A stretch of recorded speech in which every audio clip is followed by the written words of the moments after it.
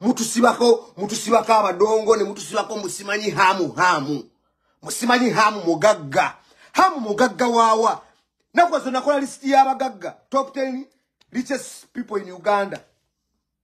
Nabye comment nyingi nyonga ngabadongo bangamba hamu ngato musizaamu. Mwe hamu mugagga wani.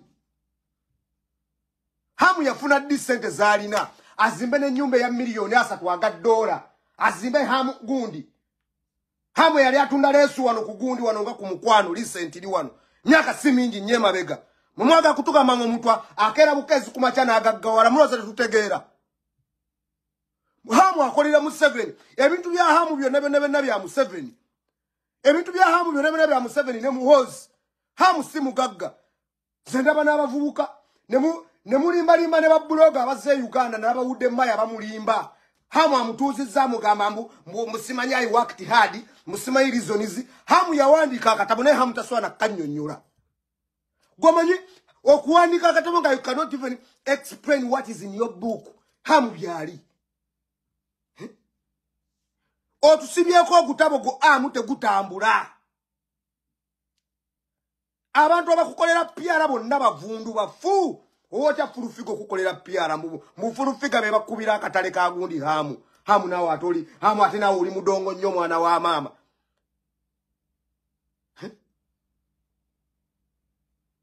Abatamivu bo okukubira obulango. Musimanyi obo akatabo biki. Musimanyi amu mugagga wawa. Amu yakola ddi. Era sente ezakuletera okubeera nga spiking up aberenga gaggawala zavaawe za hamu.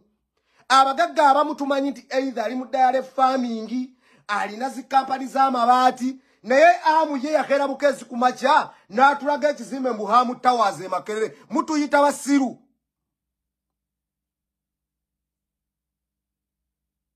Mutuyita basiru.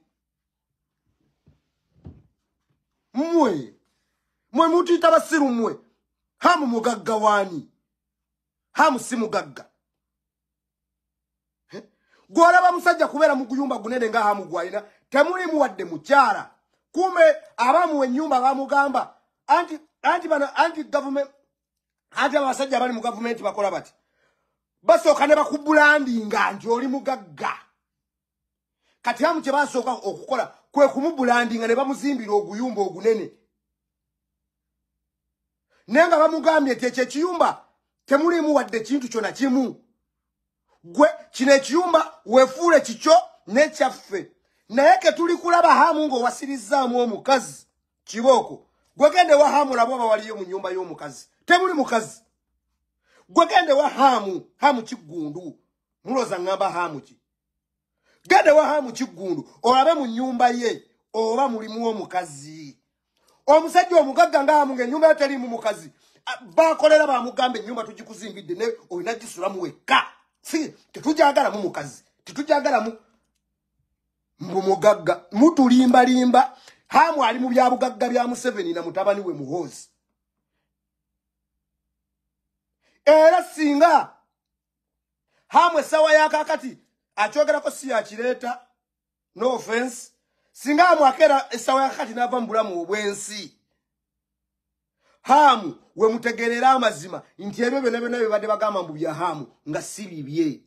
Nkola ya byemu emugendo owulira mbu bamu byabamuhwezi byabaani. Mwe hamu bwali $886 million mwana takweza $1 billion. Mwe mumanyi what it means omuntu okweza even just $1 million.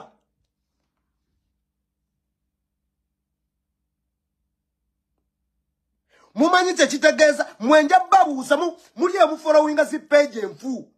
Mujja wane wali mujja watego boba followinga teekaako olugalo mfollowinga. Muli emufollowinga page ezibasiriwa zambu hamu mugagga. Babasudiya busudiya. Tebasobola babuulira mazima.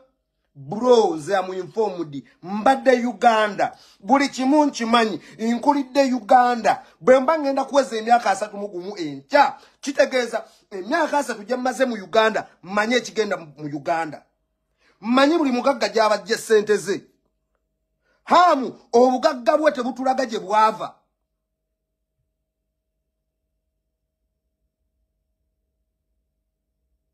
Hamu kera kumacho tugambe mbu wakera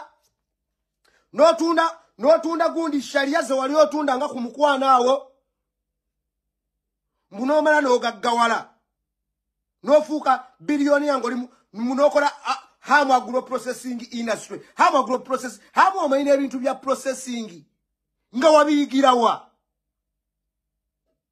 mbusimanyi omaze ozimbye simanyi Hamu villas eze nyumba zozimbye Hamu omanyi sente za mmeka ebintu namwe sibya Hamu temutusiriwalira ko mutusibyeko Hamu mbu Hamu mugagga nolaba bifuru figa nekijjaba Hamu mugagga olokuba Hamu atora ku sente bosi we bwabawadde n'abawayo miliyoni nnyanya buli omu ze Hamu simumanyi mu bagagga Hamu mwavu mbabulira Hamu singa akera ku machana afa mbawajja no offense simwagaliza kufa wadda awagira Museveni nate simwagaliza kufa obo kitegeera no offense nesinga akera nchana afa Hamu we mutegerera amazima ndi Hamu taina wadde n'olwata no Hamu mwavu sia buli asabiriza aliwa Hamu buli asabiriza buli mukubi wa Lusega aliwa Hamu Hamu mwe muloza sente z'abawazize Hamu sente z'abawaza Museveni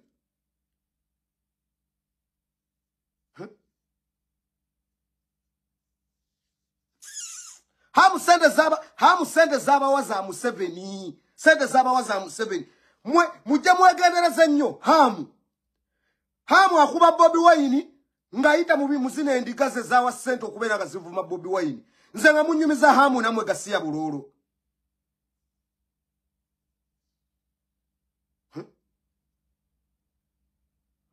uno struggle ne 256 agambye Hamu Kiggundu is just property caretaker of Museveni family embezo di taxpayers accumulated wealth okitegedde abana babimanyi bino tolina woyinza kubijja walala tosobola bijja ku buli bupeegi bw'abadongo Hamu basasula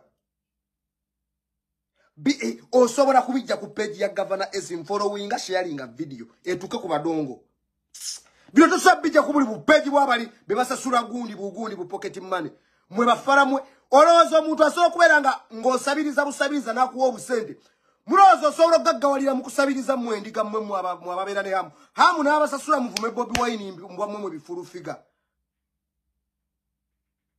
simanyi basajja mivulo omusajja gwe twawanga ekitiibwa omusajja ng'akeera ku makya nannyonnyola ensonga nze negomba nga basajja mivule naye olw'okuba ayagala cheap popularity ne sente z'atakoleredde yali mu bannayuganda olukwe n'atandika okubeera ate mbu awagira Museveni kati ate namulabye muhozi tebamusembezeza muhozi project ng'akaaba mbusinga gwosubira gwe you people you think abantu mbu Museveni abaagala mbu muhozi abaagala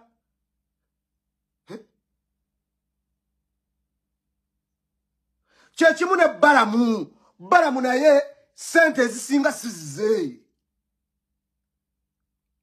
ebyo bihotelo ebyo byali mu kuzimba ebyo simanyi hotelo zaali ne Juba simanyi bihotelo byali mu kuzimba mwene mwe you think mbu omuntu ajaswe lwaki namwe mukere mukutandika okukola ebivulu Hamu gundi byakoloyo simanyi balamu namwe mutandika okuzimba byazimbye mulowooza mbu obugagga bwakyumulatinga easily like that mbu omuntu akyumulatinga obugagga bwatyo mbu azimbe zi hotelo Hamu amini gundi zaali mu kuzimba oyo balamu oyo abo bonna bukolo bwa Museveni abo bonna Museveni wali bagenze tujja bategeera abo bonna n'abagagga bangi nnyo abali bawo mu kibuga lwakuba ate kati bw'oba teweerabisiza kuvayo kuvuma Bobi Wine nze sinza kwambala neggwa soyimirira mu Bobi Wine ate nga nkuma nze abagagga bonna abakolera Museveni mbamanyi mu Kampala naye ze bw'oba tolumbye Bobi Wine sisobola kwambala nkulekera ekitiibwa kyo era abagagga abeekuumira mu layini yaabwe mbaagala nnyo mubeereeyo n'obugagga bwammwe tubawa respect naye togeza kweyambisa busente bw'olina asimanyi Hamu mbw'ojja kukuba Bobi Wine osasula obuvubuka osasula obusajja obusiwuufu osasula ebikazi binnamagwatara osasula abantu bajje bavume Bobi Wine gwe Hamu gwe ate noyagala mutukuwe ekitiibwa nakulaba okomplaininga ku gundi ku page ya Ude Maya mwabana Uganda tetusima tukusime nga twagala nkyuka gwate olwanyisa nkyuka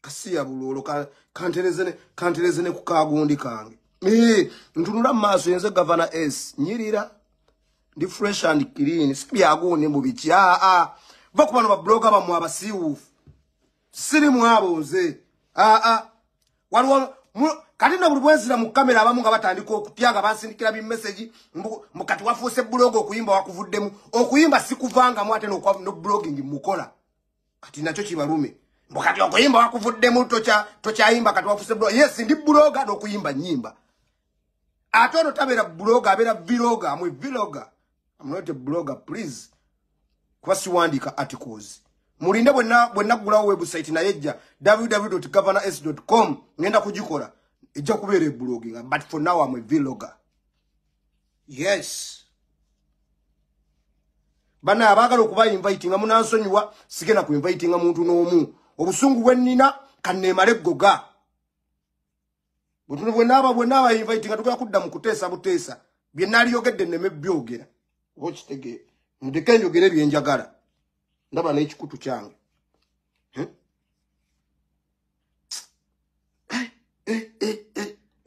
waliwo okwesimula ku ntuuyo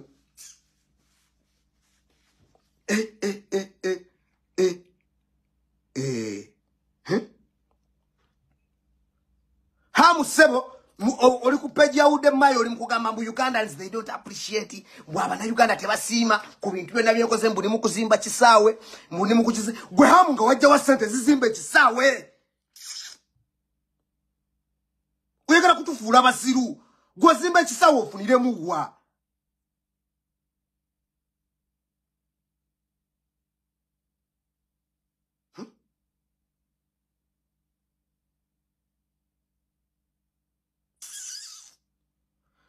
YouTuber biriye bizimbye mbuto YouTuber byona bikolera hamu biriye yo mubyagala kukuba luseke mwe kachanga mwe YouTuber bizimbye mbuto ebirabiko bubi biringa embizi mwe kachanga mukuba luseke mwali mugagga wa deddi oluseke terugagga waza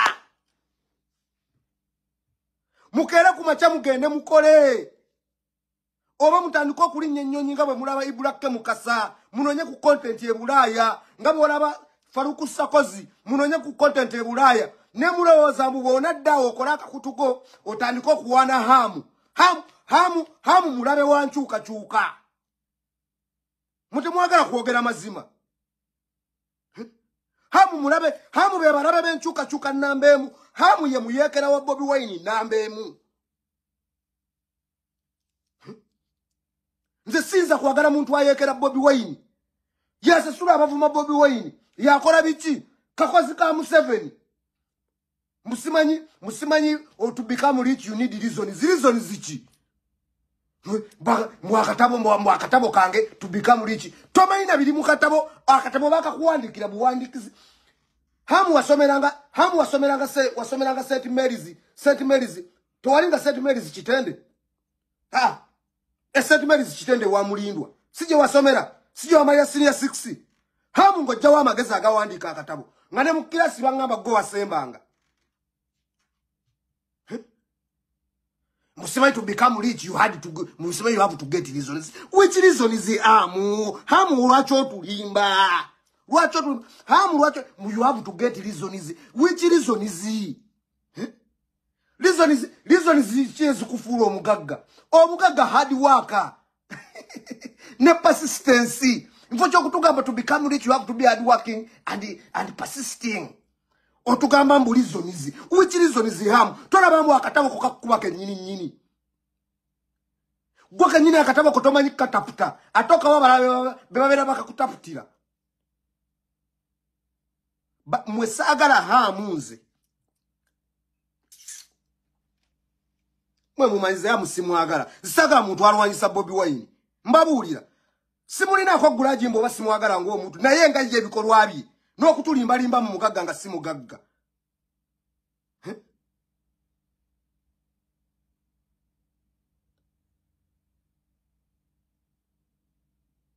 tuli mambu oli mukusiriwaza abavubuka oli mukusiriwaza abavubuka muno okugaggawala olina okuba ne reasons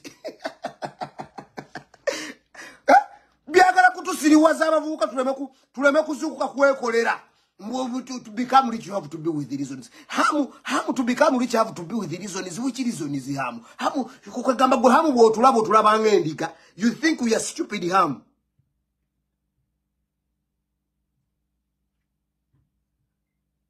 Lirizi wamangu tumidde mukwano abe Canada amba tumidde mwe abavubuka nno bazuukuse eno Uganda si nyangu ya kusiriwaza guno omulembe ogwaffe tulaba buli muntu mwe babbala mu mwenna bahamu ne mubagagga kwagalana mpuliramu akakundi k'ebisajja ebiwagira Museveni byonna bibeerawo bikuba Bobi Wine mu lukujjukujju mwenna tubalaba gwe naazuula nti mugagganga okuba Bobi Wine ngenda kuvayo nkwambale butereevu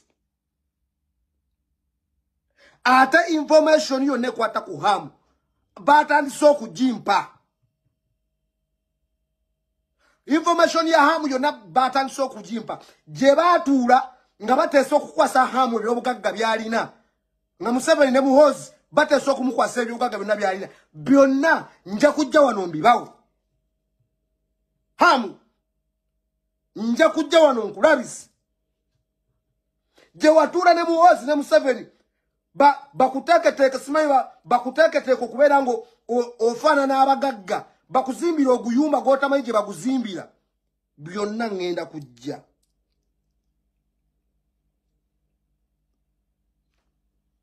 owulidde Hamu ompulira bulungi ngenda kujja meeting yammwe otubuulire gye mwatuulira nga bakukwasa ebyobugagga mwagala kutusiriwaza ffe tuli bantu bakulu tuli bantu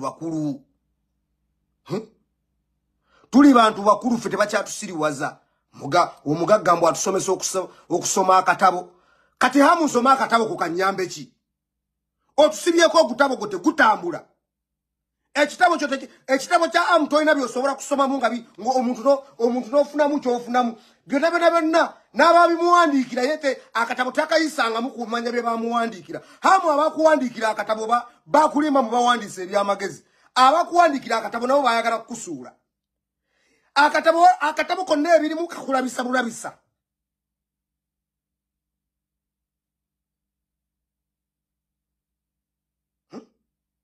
olabye okulimba abantu mbu wawandiika akatabo olabye okulimba abantu mbu Hamu wawandiika akatabo ng'ate wagula buguzi bantu bakakuwandiikire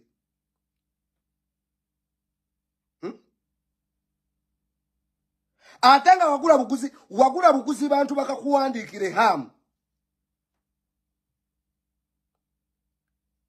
buli ekiri mu katabo tokimanyi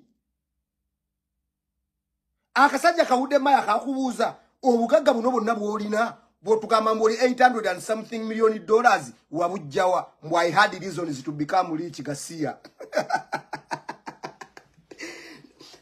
sirabangako interview eri so annoying nga interview gye yalina ne Wudde Maya nze interview esinga okunyumira Wudde Maya gye yakola e Uganda yali y'Abakaluba properties kuba Bakaluba omulaba nti Bakaluba yali wano e Bungereza Bakaluba n'akola musajja watunga bwaddayo e Uganda n'akola biki ebintu by'Abakaluba olabiraddanga bikwatagana Bakaluba ye muntu akunnyonnyola omuntu okubeera nga agaggawala n'otegeera nti omuntu agaggawala bw'ati ne Hamu okumanya ebintu yagwa mu bigwe tasoba na kunnyonnyola yagaggawala atya waliwo ayinza okungamba nti gavana toconcentratinga ku Hamu nina omuconcentratinga kuba bahamu be bakuba Bobi Wine Hamu yasasula abakuba Bobi Wine nze Hamu bw'osasula abakuba Bobi Wine nga nze nkuba gwe direct yes Hamu bw'osasula abakuba Bobi Wine oba obusajja bwo bulina envi mu birevu bwe katuula ku live ne katandika okukuba Bobi Wine nga nange ku macanga nga nange olweggulo nga njikwata nga nange nkukuba yes bifulu figa bwe bikuba Bobi Wine nga nange Hamu nkukuba ate nkubuulira olabanga ekitandise ekisaaga kijja kuggwera wala Hamu kijja kuggwera wala Hamu golaba nga atanisenga asaga nkulabula Hamu buli wona asasula nga bosasula bafulu figa bagundi abo sanga kwogera manya g'abantu wano bagundi ba maire gisogera badongo buli wona asasula abadongo wano baberenga bakuba Bobi Wine nange nja kukubanga buterevu ate manya je nakoma okukukuba bajja kundetera information ekwatako bajja kumbuliranya je watandikira abana je bali balina obudde bajja bimpandikira babinsindikire waje wasomera je watandika nzije wano nkwanike totulimba munno lina sente nawa sente wazijjawa hamu wajja wa sente tubuye je wajja sente ku myaka emito mu myaka 3 mu 5 mboli milioni ya sima ebikoze bike simaine ulama nyingira liyo estate simaine liyo estate you cannot even describe what is your estate is bintu wabigwa mbugwi Museveni yakukwasa ebintu byo bimanaging ne muhozi ne kworoza abantu bo managing ebikundi byabo bakwagala kati no kuba bakolera Museveni banji nnyo abagagga banji nnyo nga bali mu obukolwa nesirikako totuvumira president waffe tokula abantu bavuma Bobi Wine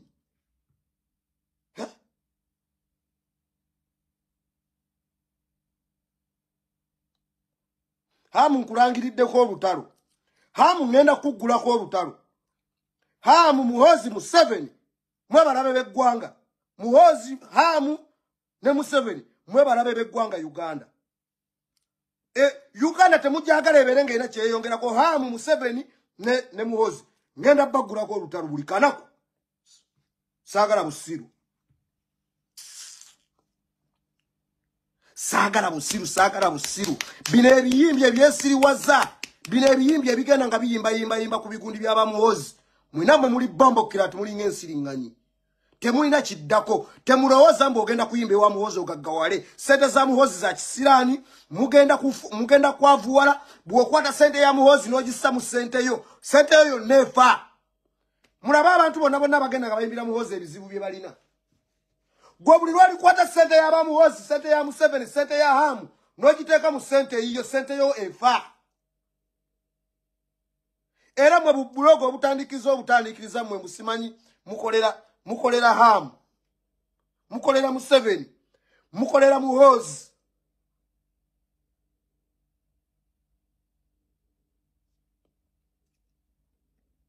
lubakeeredde waliwo agambye Robert Soft Serwadda agambye Hamu yagende Dubai ne Museveni gabagala kukuba bawala bumbu bazimba ekisaawe kyakamalawo dola milioni 8 olwa dola ne babasekerera babbi nawe bayaye Hamu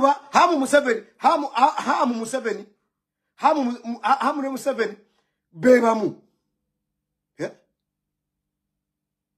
gwazimba otya ekisaawe mutulaga olusaawe esaawe Museveni wakamalawo dola Museveni wakamalawo milioni 2.8 kuba mbwe ekisaawe kyakamalawo dola 2.8 eza dola milioni za dola olusaawe nga lufaanana nga tennis court olusaawe lwenna kivubo lwe lusaawe olusinga okuba olubi mu nsi yonna nze sirabangako lusaawe lubi nga lwenna kivubo Hamu ne bosi wa Museveni omubba omulimba mbwe ekisaawe ffe ssebo tubaddeko e Bulaaya tumanyi what $1 million means we are not dense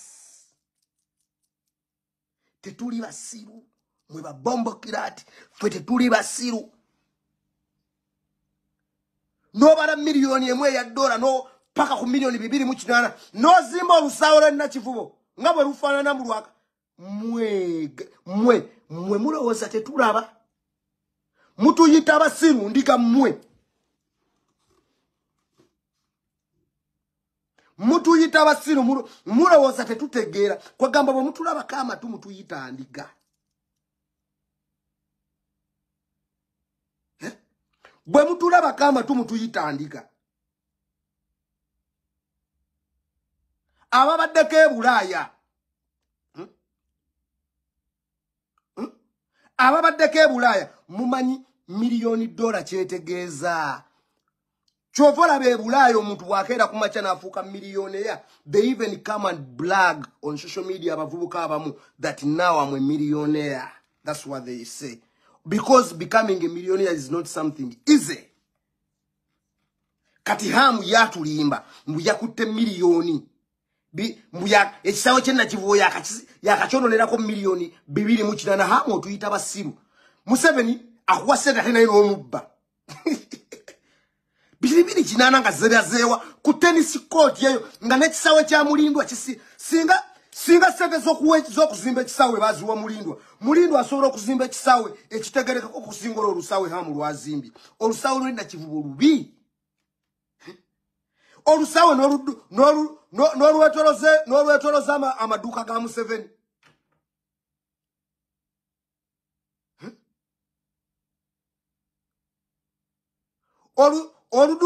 olusawe n'olwetoloze amaduuka gabere nti muno maduuka gategerekekako nti oba msaike kuba ebisawe ebimu biriko shopping mall like nga maduuka gaba gategekeka nga they are nice ne buno obuduuka obutunda ebitengi n'obutunda egundi obutunda nigiina n'obwetoloze ekisawe kyaffe gwe Ruhamu sente z'okuzimba ekisawe kyenna kivo singa baziwa mulindwa ne bamugamba mulindwa tukuwadde obuyinza tandika okuzimba ekisawe kyenna kivubo oba londaye funaye ekitundu mwoba ozimba ekisawe mulindwa yalizimba ekisawe ekisinga ekyo ekisawe hamu kyotulimba mbu ozimbe hamu osimbye ekisawe ekisinga okubeera ekibofu ate tokomyeko nossamu obutebe bwa yero ffe tetwagala yero era ki gavumenti kyammwe bwe kirikyuka obutebe bwa yero bwe musinzemu ekyo ekisawe tujja kubusangulako ekyo kika tusigeko kale endala muli basiru osigo ti ekisawe n'okisiiga yero kikala kya NRM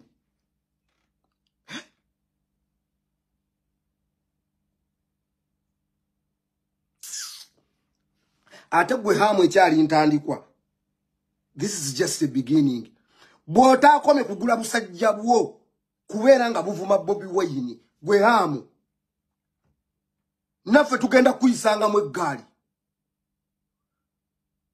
omala okugulirira omusajja ne buvuma Bobi Wine buli kanaku ate nojja ne weefuula mbwoli musajja munnaddiini nnyo olina ddiini kiggwa ataagala nsi ebeeremu ekyukakyuka ggwe kasiya abantu babonaabona nakalabye wano nga keparawuda mbu simanyi ku mbaga ya gundi ku mbaga yandi yabana abagagga simanyi bagagga kwagala gasiya bulo simanyi bagagga kwagalana byonna bisajja bye nali bibagagga kwagalana nga kali mu kweparawuda mbu mpadde milioni 10 ziyambe ku mukolo mpadde milioni 10 mwe nabiwulidde nga byonna bisondamu zendese 5 zendese gundi aba abasajja ne bwabawo omuntu yetaaga obuyambi tewali wayinza kuyamba bonna basajja ba Museveni mpadde milioni 10 owadde milioni 10 ku mbaga y'abali tukoleki tukuwane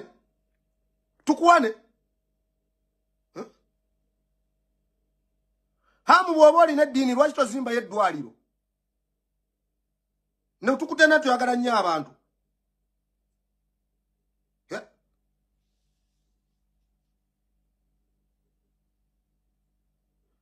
ya kumbaga ya murunda nnume simanyi bamuyita murunda nnume byonna bisajja bye NRM ebyo naawe bisajja bye NRM muhamu mumpadde milioni 10 kumba bro wayo milioni 10 gamba nti Museveni ansindise gamba nti muzeeyi antisse obubaka bwa milioni 10 kumbaga ya mweno kuba sente siziza waliwo omuntu yali akoze sente nga amanyi sente tekitegeeza sente nakwata sente nga mubwazikwata bwatyo mumpaddeyo bukadde 10 fe abantu abamanyi sente bweruma nga tolinga amwe yagwa obugwi mu sente mbwazigudde mubugwi ba Museveni bazimuwadde azitegeerere n'okwata sente mu bukadde 10 owaayo ku mbaga era wabalaba abaana abazeekolera bo bagamba omwana omu yavaayo n'agamba ku hamu sente zonna zawaddeyo nzigyeko 0.2 n'abawaka kaddaaka ye mwana amanyi okwekolera sente ze zimumenya